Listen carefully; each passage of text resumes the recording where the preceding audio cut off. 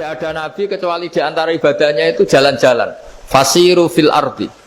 Sehingga semua nabi itu mesti pernah melakukan perjalanan internasional. Rasulullah Muhammad SAW pernah jalan-jalan sampai ke Syam. Padahal beliau orang Mekah. Nabi Ibrahim yang orang Syam pernah perjalanan sampai ke Mekah. Karena di antara kearifan itu ya dimulai dari apa? Jalan-jalan tadi. Kamu ngerti orang yang macam-macam. Makanya di antara kebaikan umatku kata Nabi itu siyaha fil ard. Sering berkelana. Tapi tentu untuk mengambil pelajaran. Atta ibunal abidunal hamidun as-saihun. Nah, agama mensupport itu. Sehingga kata Nabi, jika ada orang kok sholat qobliyah, ba'diyah, semuanya di masjid. Sama Nabi ditegur. La taj'alu buyutakum kuburan. Rumah kamu jangan jadikan kuburan, harus dapat jatah apa? Sholat. Kata ulama, kalau ada orang sering sholat di satu titik, itu ditegur. Kamu harus ganti titik yang lain, supaya saksi bahwa kamu di bumi sholat itu banyak. Jadi kita ya punya nilai positif juga tentang apa? Karena kita sering siyahah, kalau bahasa Arabnya itu sering keluyuran, saksi kita kebaikan juga banyak.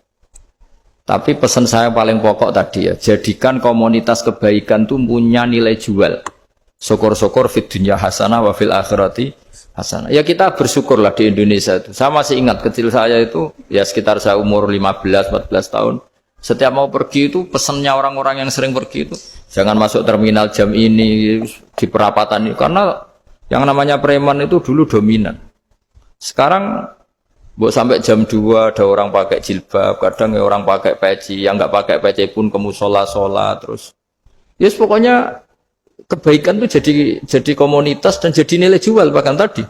Misalnya ibu-ibu yang pergi malam itu kan mesti ada orang-orang yang jadi langganannya karena terkenal apa? Amanah. Yang dititipi anak juga milih orang yang terkenal apa? Amanah. Nah, nilai amanah ini harus kita jaga terus. Supaya kamu ya bisa bekerja, orang lain juga nyaman karena amanah tadi. Allah juga senang karena amanah itu perintahnya Allah Subhanahu wa ta'ala. Dan Indonesia harus menuju ke sana. Pemimpin juga harus gitu. Pemimpin bawaannya amanah, bawaannya apa. Yang memilih dia juga senang karena nggak malu lah. Tapi kalau kita milih, ternyata kita pilih tahu-tahu ditangkap KPK, kan ya malu gitu.